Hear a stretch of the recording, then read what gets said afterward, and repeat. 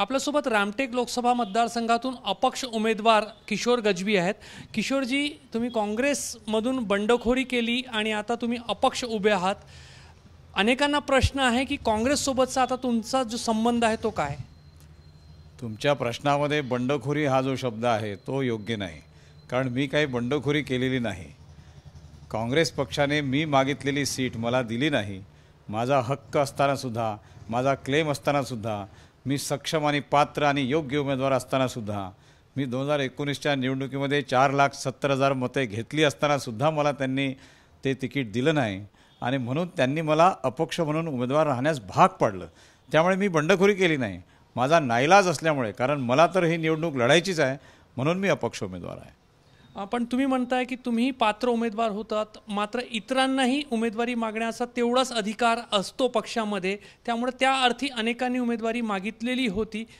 पक्षश्रेष्ठींनी निर्णय घेताना चूक केली मग असं म्हणायचं का? असं मी म्हणणार नाही। पक्षामध्ये सर्वांनाच उमेदवारी मागण्याचा अधिकार आहे, त्याच्याबद्दल काही वादच नाही। लोकांनी तो मागितला पाहिजे आणि पक्षाने देखील सारासार विचार करून जो योग्य आहे त्याला उमेदवारी दिली पाहिजे, ती त्यांनी दिली आहे।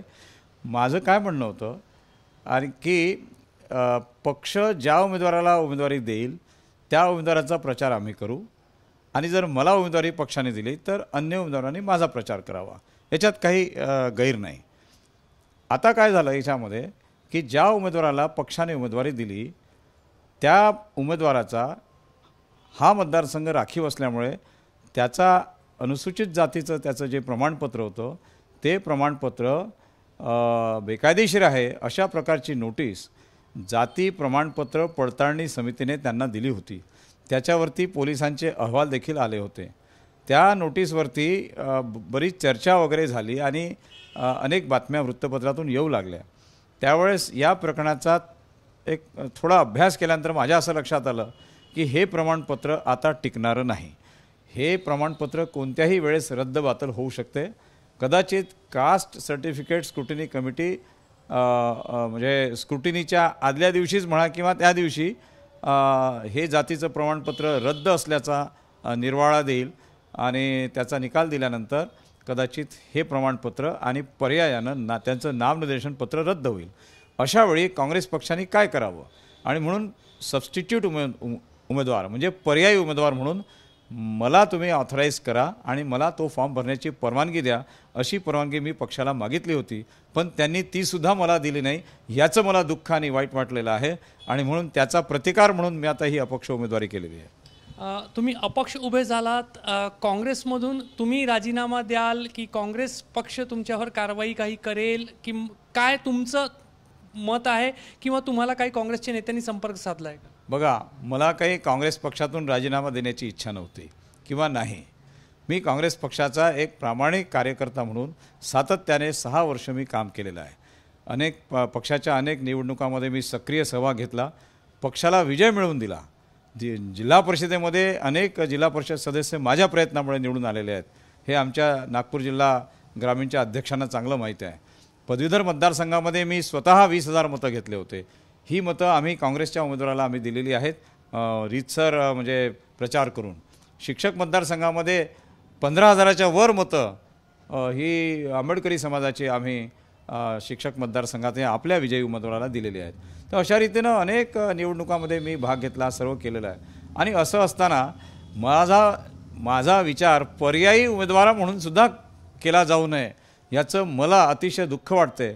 आणि एकूणच मागासवर्गीय दलित लोकांनी असा विचार केला आणि माझ्याकडे बोलून दाखवला की आंबेडकरी समाज किंवा बौद्ध समाजाच्या उमेदवाराला पर्यायी उमेदवार म्हणून सुद्धा विचार त्यांचा केला जात नाही, मग अशा वेळी मग आम्ही काँग्रेस पक्षात का राहावं, अशा प्रकारचा प्रश्न त्यांनी उपस्थित केला। याच्यावर आता गंभीरतेनं काही लोक विचार करत आहेत। मी मात्र पक्षाचा राजीनामा दिलेला नाही। पक्षाने कारवाई जर आपल्यावर केली, पक्षाने जर कारवाई केली तर पक्ष स्वतंत्र आहे माझ्यावर कारवाई करण्यासाठी। पक्ष कारवाई करू शकतो आणि पक्षाने करायला पाहिजे, मग आम्ही त्याचं काय करायचं पुढे ते बघू। उमेदवारी अर्ज परत घेण्याचा जो अखेरचा दिवस होता म्हणजे 30 मार्च, त्या दिवशी तुम्ही सकाळपासून म्हणजे असं बोललं जात होतं की तुम्ही नॉट रिचेबल झालात, खूप दबाव आणला जात होता। बघा, आता मला सांगायला हरकत नाही, तुम्ही प्रश्न उपस्थित केला, मी उत्तर सांगतो। माझ्याकडे काही लोकांनी संपर्क केला आधी टेलिफोनवर, मग माझ्या घरी येऊन संपर्क केला की तुम्ही पक्षातून उमेदवार त्या भरलेला फॉर्म तुम्ही परत घ्या, कारण उद्या दुपारी 3 वाजेपर्यंत फॉर्म परत घेण्याचा ची वेळ आहे. तर मी त्यांना नाही म्हटलं. ते म्हणाले का? मी म्हटलं माझ्यावर एवढा मोठा अन्याय झाला आणि एकूणच आंबेडकरी समाजावर एवढा मोठा अन्याय, नागपूर जिल्ह्यापुरतं बोलतो मी, काही महाराष्ट्राचं बोलत नाही किंवा देशाचं बोलत नाही, आमच्या नागपूर जिल्ह्यापुरतं बोलतो की माझ्या प्रवेशानंतर एवढ्या मोठ्या प्रमाणामध्ये आंबेडकरी समाज, बौद्ध समाज, मागासवर्गीय समाज हा काँग्रेस पक्षाशी जुळला होता. आणि असं असतानासुद्धा आम्हाला पर्यायी उमेदवार म्हणून सुद्धा त्यांनी संधी दिली नाही. याचं लोकांना खूप दुःख झालेलं आहे आणि त्याच्यामुळे हा सगळा प्रकार म्हणजे आम्हाला हे करावं लागलं. तर मी त्यांना सांगितलं की आम्ही फॉर्म मागे घेणार नाही आणि मी नक्कीच लढणार. मग दुसऱ्या दिवशी पुन्हा 2 लोक माझ्या घरी आले. त्याच्यानंतर पुन्हा टेलिफोनवरून लोकांनी दबाव टाकण्याचा प्रयत्न केला. काही लोकांनी दिल्लीवरून फोन केले, काही लोकांनी मुंबईवरून फोन केले, अशा प्रकारे. तर मला हे सर्व जे प्रयत्न आहेत याची मला कल्पना आली की पुढे काय होणार आहे आणि म्हणून मी शांत राहणं पसंत केलं, टेलिफोन बंद केले आणि माझ्या घरून मी बाहेर निघून गेलो. मग लोकांना असं वाटलं की हे नॉट रिचेबल का आहेत, कारण माझ्यावर दबाव होताच आणि हा प्रत्यक्ष अप्रत्यक्ष दबावच आहे. हे जे सगळे संपर्क करणारे लोक होते ते काँग्रेस पक्षातील होते, म्हणजे नागपूर जिल्ह्यातील काँग्रेस पक्षातील होते का? आणि त्यामध्ये राजकीय लोकच होते की इतर काही वेगळ्या पद्धतीच्या लोकांचाही दबाव आणला जातो? काही लोक पक्षातील होते, काही लोक पक्षाच्या बाहेरचे होते आणि काही लोक ज्यांचा राजकीय पक्षाशी संबंध नाही असे होते. म्हणजे माझा स्पष्ट प्रश्न आहे की मसल पॉवरचा पण वापर केला जातो राजकारणामध्ये, तशा पद्धतीने दबाव आणला गेला तुमच्यावर? नाही, मसल पॉवरचा वापर केला अशा प्रकारचा दबाव आला नाही.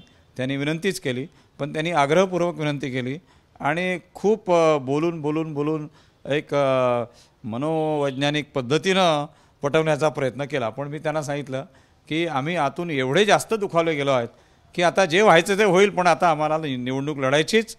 निवडणूक लढण्यापासून मला कोणी थांबवू शकत नाही. मला पक्षाने उमेदवारी न दिली हा थांबवण्याचा प्रकार आहे.